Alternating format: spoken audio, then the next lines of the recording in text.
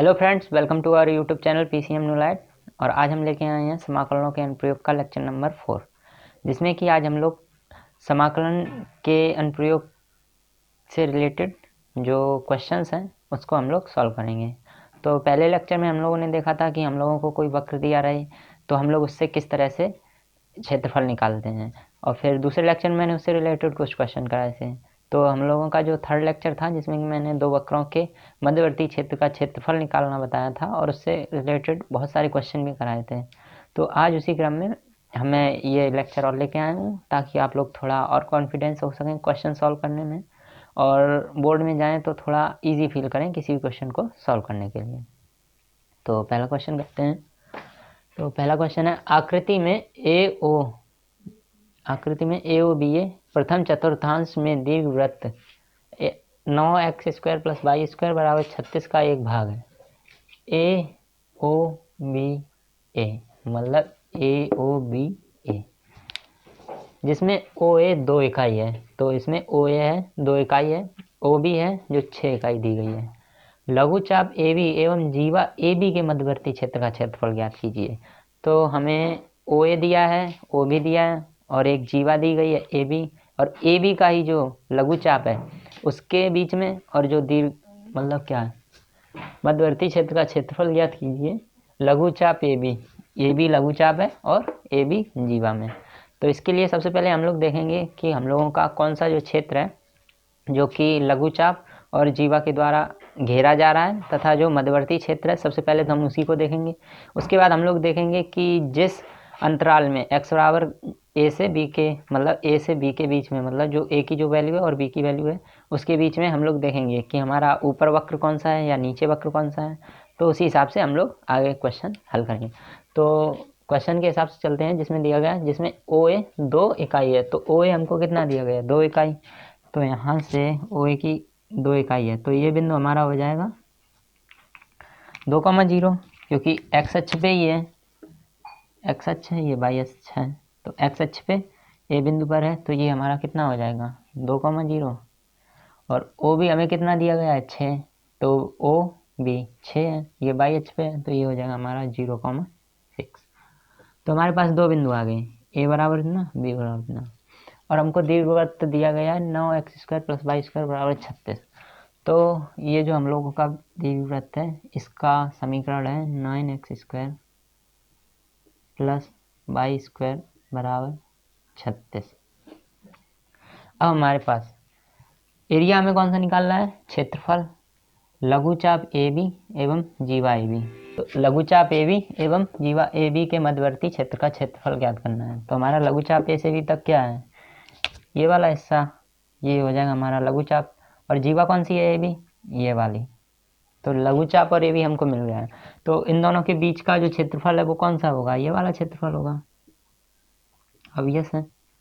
तो ये वाला जो क्षेत्रफल है वो हो जाएगा हमारा लघुचाप ए बी एवं ए बी के मध्यवर्ती क्षेत्र का क्षेत्रफल।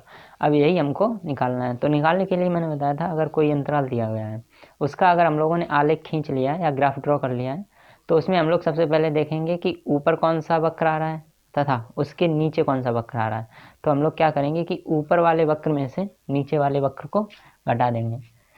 तो यहाँ ऊपर वाला वक्र हमारा कौन सा है, 9x² + y² बराबर 36। और नीचे ये जो जीवा है ये रेखा, इसका समीकरण हमें पता नहीं है। तो सबसे पहले हम इस रेखा का समीकरण लिखते हैं। तो रेखा का समीकरण लिखने के लिए हमारे पास एक सूत्र होता है, या फिर जो कि आप लोग 10th क्लास में भी पढ़ रखे होंगे। तो रेखा का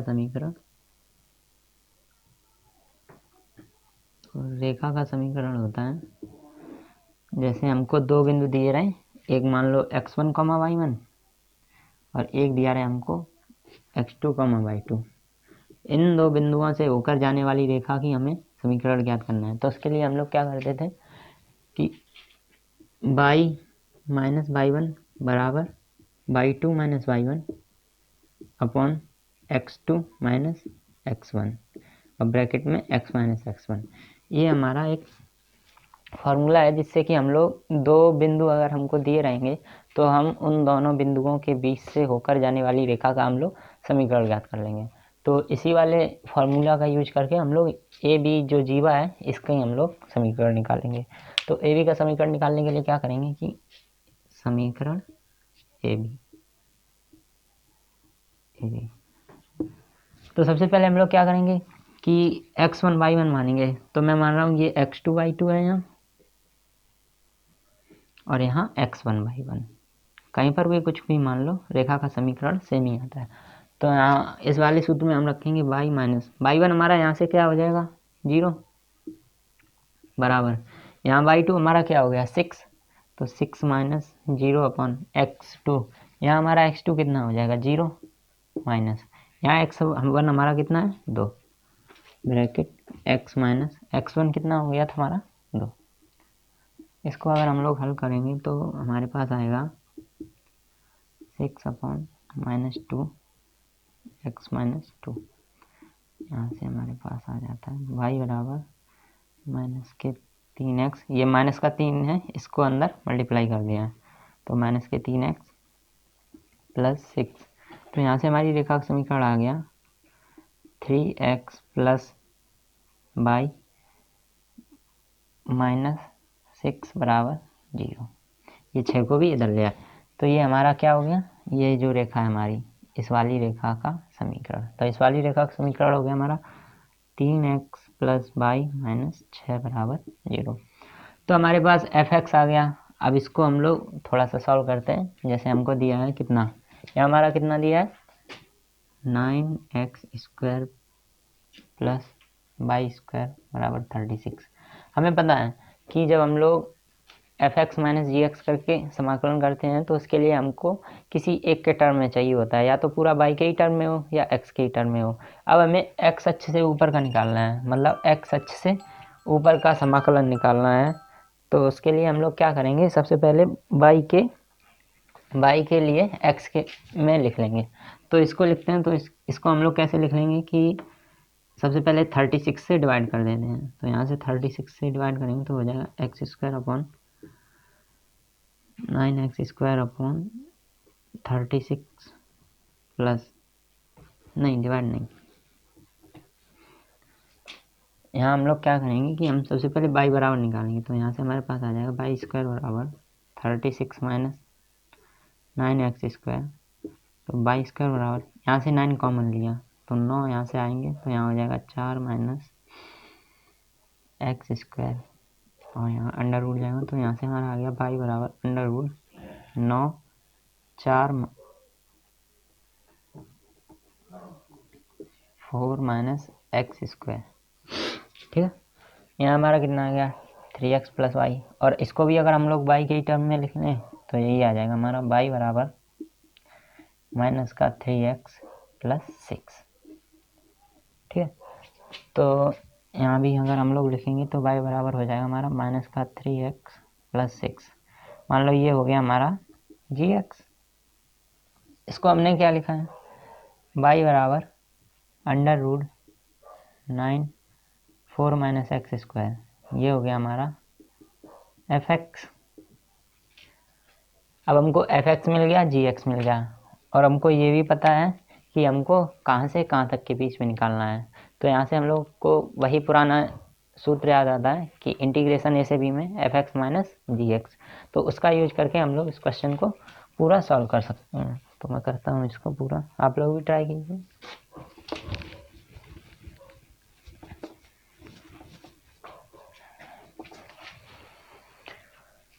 तो इसको हम लोग कर देते हैं इंटीग्रेशन, यहाँ बोलें एरिया बराबर इंटीग्रेशन ए से बी में। तो हमारा x कहाँ से शुरू हो रहा है, 0 से शुरू हो रहा है। ये जो O पॉइंट है ये मूल बिंदु कहलाता है, ये 0,0 होता है, जहाँ पर x अक्ष और y अक्ष एक दूसरे को आपस में प्रतिच्छेद करते हैं, तो उस बिंदु को हम लोग मूल बिंदु कहते हैं, और वो हमेशा 0,0 होता है। तो यहाँ से 0,0 है, तो शुरुआत कहाँ से हो रही है 0 से, कहाँ तक जा रहा है 2 तक, तो हमारा लिमिट जो हो जाएगा 0 से 2 तक। अब देखो यहाँ पर फिर क्या होता है, पहले हम लोग यहाँ से एरिया निकालेंगे ऊपर वाले से fx, ठीक है, fx dx। तो हमारे पास पूरा एरिया आ जाएगा इस वाले चतुर्थांश में, ये प्रथम चतुर्थांश है, तो इस वाले में से हमारे पास ये जो है ये इस वाले का पूरा एरिया आ जाएगा। तो इसमें से हम लोग घटा देंगे माइनस इंटीग्रेशन 0 से 2 में हम लोग इस रेखा के नीचे का जो एरिया होगा, मतलब ये रेखा है, इससे नीचे का जो एरिया आएगा वो हम लोग घटा देंगे। जब इससे नीचे का एरिया इसमें से घटा देंगे तो ये पूरा है एरिया, इसमें से हम लोग नीचे का एरिया घटा देंगे तो कितना बचेगा, हमारे पास ये वाला एरिया बचेगा। तो जी एक्स डी एक्स। ठीक है, अब इसको हम लोग अलग अलग सॉल्व कर देंगे।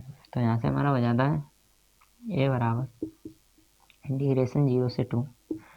अब यहाँ हमारा कितना आया था, √9 4 माइनस एक्स स्क्वायर, तो 9 है तो यहाँ हो जाएगा हमारा 9 4 square minus X square minus integration 0 से 2।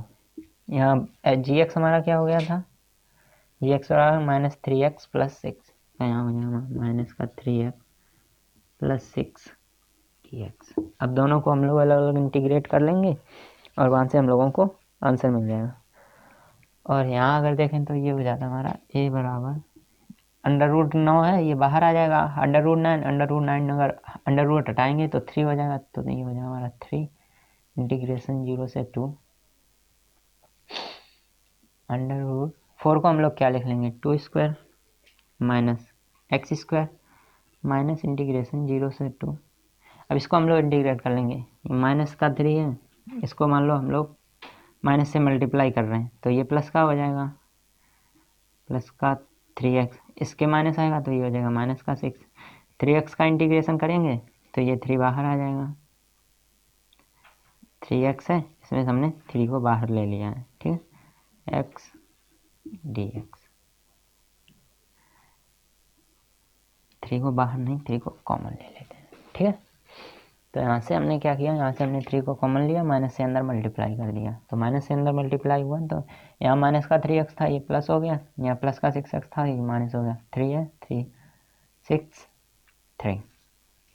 इसका सूत्र होता है हमारे पास एक, ये सूत्र होता है एक √a² माइनस एक्स स्क्वायर का इंटीग्रेशन dx के रेस्पेक्ट में जब हम लोग करते हैं तो हम लोगों को मिलता है, ये सूत्र होता है 1/2x/a √a² minus X square plus a² sine inverse x/a। तो ये जो फॉर्मूले हैं ये आप लोगों को याद होने चाहिए ताकि आप लोग एग्जाम में जाके डायरेक्ट अप्लाई कर सकते हैं, वरना आपको कॉम्प्लिकेटेड हो जाएगा। तो यही सही तरीका है कि आप लोगों को सारे जितने भी फॉर्मूले हैं इंटीग्रेशन के वो आपको याद हैं, क्योंकि इंटीग्रेशन हमेशा फॉर्म पे डिपेंड करता है। जैसे भी किसी भी इंटीग्रेशन की फॉर्म आएगी तो वहाँ से आप लोग इसको इंटीग्रेट कर लेंगे। जैसे यहाँ था, यहाँ ये वाली फॉर्म आई तो आपको तुरंत याद आना चाहिए √a² माइनस एक्स स्क्वायर का इंटीग्रेशन होता है 1/2x/a √a² minus X square plus a² sine inverse x/a। तो आप लोग इसको आसानी से अप्लाई कर देंगे।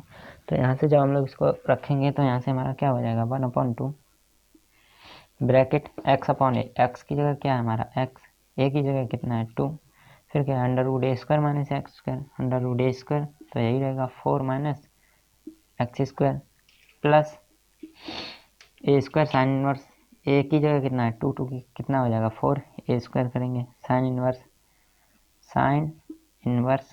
x/2। यहाँ हमारी लिमिट कितनी लग जाएगी, कहाँ से कहाँ तक है ये हमारा चल रहा है 0 से 2। सिमिलरली यहाँ पर भी हमारा वही हो जाएगा, 3 यहाँ रहेगा, x है, x का इंटीग्रेशन हो जाएगा x² माइनस 2 का होगा तो ये हो जाएगा 2x² का x हो जाएगा 2x, यहाँ लिमिट लग जाएगी 0 से 2। अब हम लोग अगर देखें कि अगर हम 0 पुट करेंगे लोअर लिमिट तो हमारा हर जगह 0 हो जाएगा। कैसे, सबसे पहले अपर लिमिट को पुट करते हैं, तो a बराबर 3, 2 को पुट करेंगे तो 1/2 यहाँ बाहर कॉमन है, 2/2 √4 minus 2 square plus 4 sine inverse 2/2 plus lower limit रखेंगे अब 0 माइनस करके, तो 0 रखेंगे साइन इनवर्स 0 0, और यहाँ 0 रखेंगे तो 0 से मल्टीप्लाई कुछ भी होगा 0, ये पूरा 0 होगा। अब यहाँ पर 2 को रखते हैं, 3 2/2 माइनस 2 × 2, यहाँ कितना है 0 से 2 को रख दिया। अब माइनस 0 रखेंगे, यहाँ 0 रखेंगे तो 0, यहाँ 0 रखेंगे तो 0। अब ये है, अब इसको अगर सॉल्व करें तो ये 2 जा 4, तो यहाँ कितना हो जाएगा 4 माइनस 4, ये भी हो गया हमारा 0। बचा कितना है ए बराबर, अब 2 से ये 2 कैंसिल हुआ, 0 हो गया, 2 से ये 2 कैंसिल हुआ, तो हमारे पास बचा कितना 3 1/2 इंटू, अब 1/2 का अंदर मल्टीप्लाई कर रहे हैं तो 4 अपॉन साइन इनवर्स 1 प्लस 3, एक 2 से एक 2 ये कैंसिल, यहाँ कितना हो जाए 2 माइनस 2 जा 4, 4, 3 कॉमन ले लिया दोनों में से, 2 से ये कटा, हमारे पास कितना हो जाए 2, साइन इनवर्स 1 की वैल्यू π/2, और यहाँ 4 में से 2 गया तो कितना बचा -2, तो 2 से 2 कैंसिल हुआ, तो हमारे पास बचा a बराबर 3 ब्रैकेट π-2, ये हो जाता है हमारा फाइनल आंसर। तो यहाँ हमने क्या किया है कि सबसे पहले तो हमने यही देखा कि हमें कौन सा एरिया चाहिए। तो सबसे पहले जब हमने एरिया फाइंड किया कि हम लोगों को कौन सा क्षेत्र का क्षेत्रफल निकालना है, तो फिर हमने वहाँ पर देखा कि हमारे पास किस अक्ष से वो आ रहा है। जैसे यहाँ देखा था हमने कि ये एक्स अक्ष से चल रहा है, इसको हम लोग वाई अक्ष के रेस्पेक्ट में भी कर सकते थे, तो वहाँ पर हमारी लिमिट क्या हो जाती, यहाँ एफ एक्स है, एफ एक्स की जगह एफ वाई हो जाता। एफ वाई क्या होता, यहाँ हमने इसको वाई बराबर लिखा है, तो यहाँ हम लोग इसको एक्स बराबर लिखेंगे। जब एक्स बराबर यहाँ लिखेंगे तो यहाँ भी एक्स बराबर लिखेंगे, फिर पूरा वाई में चलेगा, और जो लिमिट होगी फिर वो हमारी वाई अक्ष पे ही लगेगी। तो वाई अक्ष पर लिमिट हमारी क्या है 0 से 6, तो लिमिट हमारी हो जाएगी 0 से 6, 0 से 6, और यहाँ एफ जहाँ पर भी एक्स है वहाँ हर जगह वाई हो जाएगा। तो यहाँ पर हम लोगों ने ये किया। अब फिर क्या किया हम लोगों ने, सबसे पहले देख लिया कौन से क्षेत्र का एरिया निकालना है, फिर उसके बाद क्या किया कि यही एफ एक्स माइनस जी एक्स में वैल्यूज पुट कर दी कि कौन सी किसकी वैल्यू है, वैल्यूज पुट की, उनका इंटीग्रेशन किया, और इंटीग्रेशन के फार्मूले आपको हमेशा याद होने चाहिए। उसके बाद यही सब लिमिट किया और फिर फाइनल आंसर आ गया हमारा।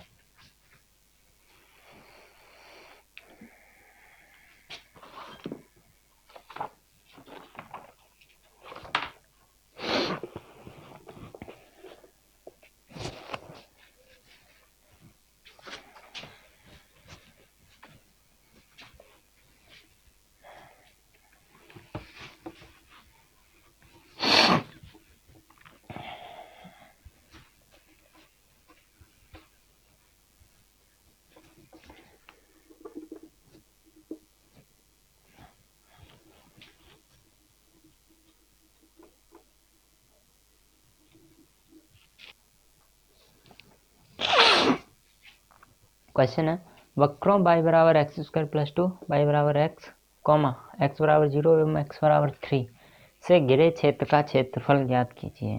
तो यहाँ पर हमको वक्र दे दिए गए हैं, y बराबर एक्स स्क्वायर प्लस 2, y बराबर एक्स, एक्स बराबर 0 और एक्स बराबर 3। तो हमको 3 वक्र दिए गए हैं, या कहें तो एक वक्र 3 रेखाएं, क्योंकि ये रेखाएं ही हैं, इनको भी वक्र बोल सकते हैं। तो हम लोगों को 3 रेखाएं एक वक्र दिया गया और कहा गया कि उन 3 वक्र एवं रेखाओं से घिरने वाले क्षेत्र का क्षेत्रफल हमें निकालना है। तो इसके लिए हम लोग सबसे पहले वही करेंगे जो हम करते आए हैं कि सबसे पहले हम लोग इसका आलेख खींचेंगे या ग्राफ बनाएंगे। तो ग्राफ बनाएंगे, उसके बाद हम लोग देखेंगे कि कौन सा एरिया हमको निकालना है, कौन सा क्षेत्रफल है जो इन तीन चारों के द्वारा घेरा गया है। फिर उसके बाद हम लोग देखेंगे कौन सा कर्व ऊपर है, कौन सा नीचे है, या फिर कौन सा दाएं है या कौन सा बाएं है। तो सबसे पहले इसका हम लोग ग्राफ ड्रॉ करेंगे। तो ग्राफ के लिए हम लोग देखेंगे कि सबसे पहले दिया है y बराबर एक्स स्क्वायर प्लस 2। इस तरह ग्राफ जहाँ कहीं भी आए सबसे पहले x को 0 रख लो, x बराबर 0 हम लोग रखेंगे तो हमारा y बराबर कितना आ रहा है 2। अब हमें पता है ये परवलय का वक्र होता है जो कि कुछ इस तरह होता है ऐसे। फिर बोला y बराबर x, तो x बराबर 0 हमारा यहाँ होता है, y बराबर x लाइन कुछ ऐसी जाएगी, ऐसे। मे भी इसको कट भी ना करें,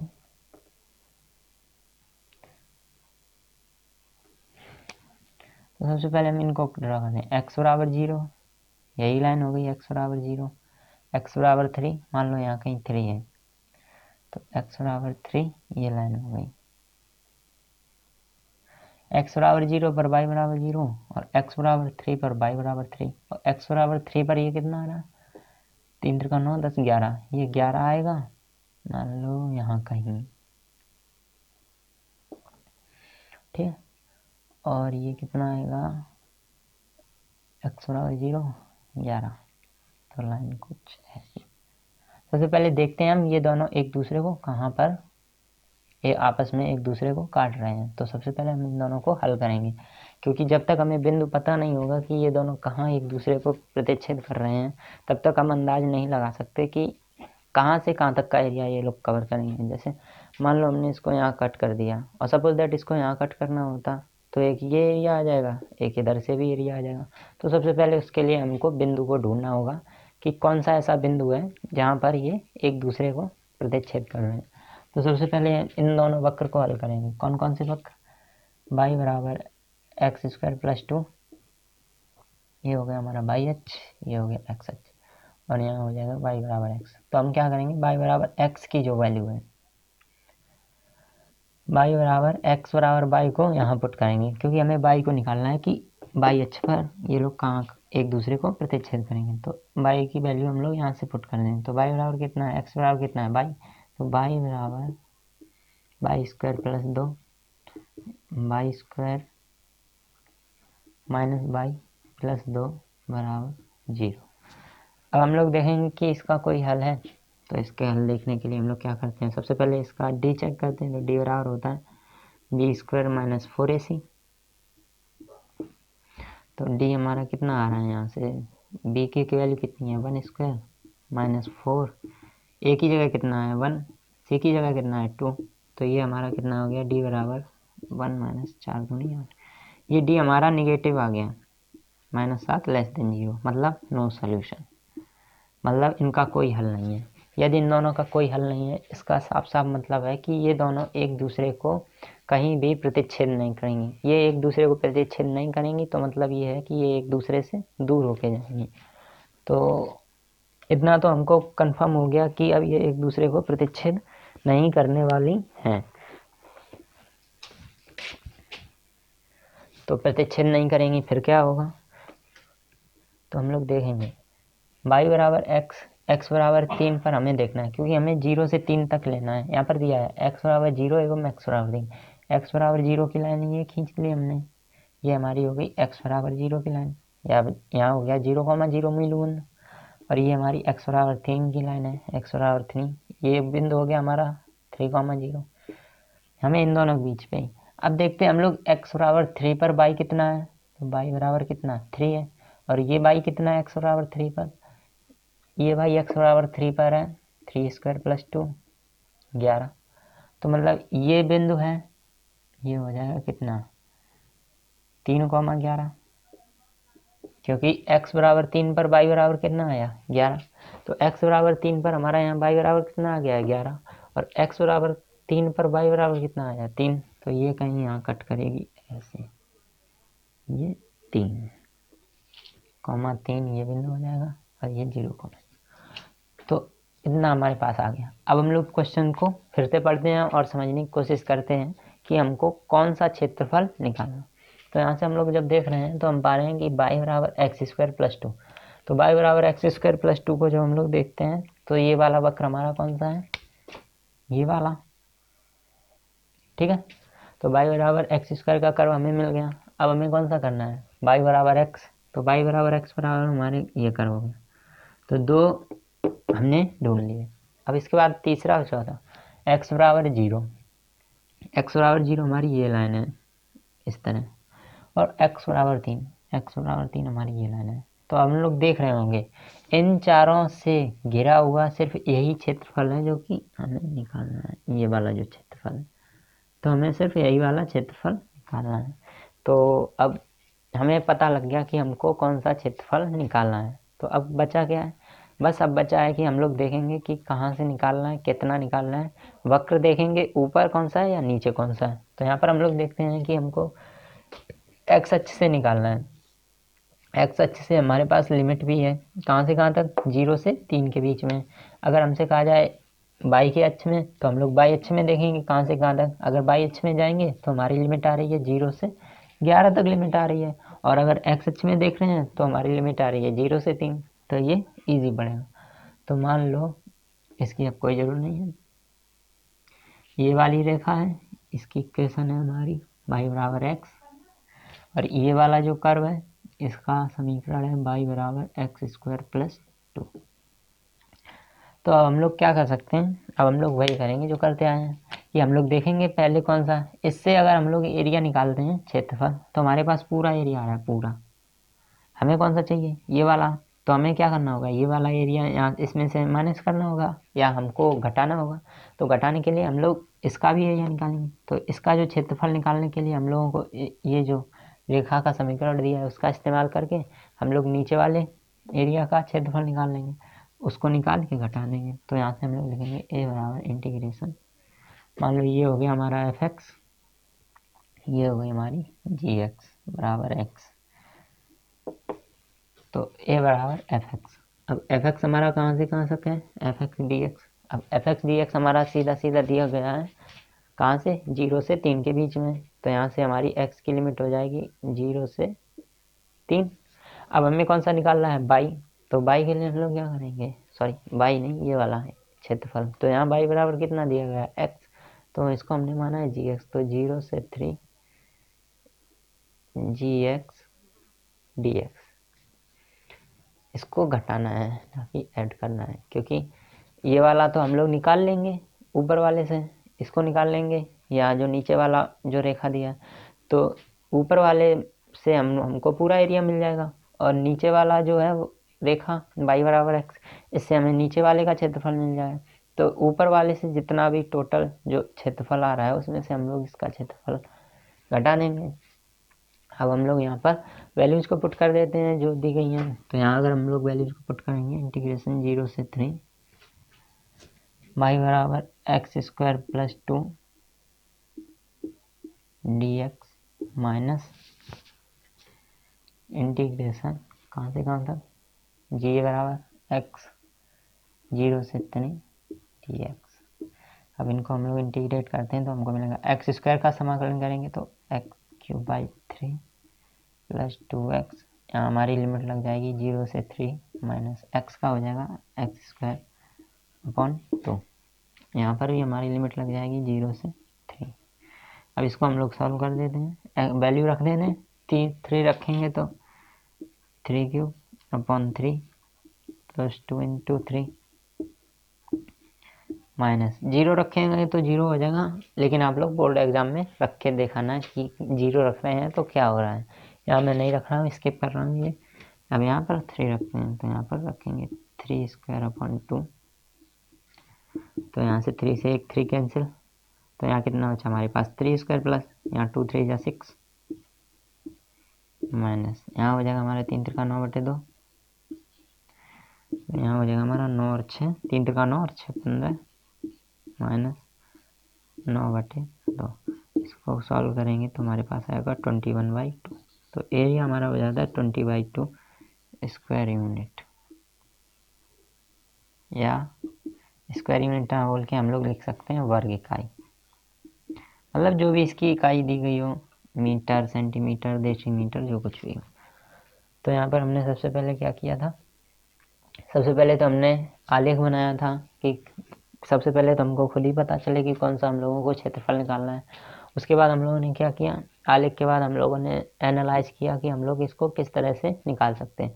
इसको निकालने के दो तरीके हो रहे थे, या तो हम लोग y के रेस्पेक्ट में इंटीग्रेट करें या x के रेस्पेक्ट में जब इंटीग्रेट कर रहे थे तो ये हमारा बहुत ही छोटा पड़ रहा था और थोड़ी सी जगह में हो भी गया। तो फिर उसके बाद हम लोगों ने देखा कि इस वाले कर्व को अगर हम लोग इंटीग्रेट करके इस वाले कर्व का क्षेत्रफल निकाल रहे हैं तो पूरा आ रहा है, इस वाले का कर रहे हैं तो इतना ही आ रहा है। तो ये जो ये त्रिभुज टाइप में बना है इसका क्षेत्रफल हमने ये जो वक्र या परवलय बोले, परवलय होता है एक्स स्क्वायर प्लस 2 से जो निकला है उसमें से हम लोगों ने इसका क्षेत्रफल घटा दिया है। तो हमारे पास ये एरिया आ गया है।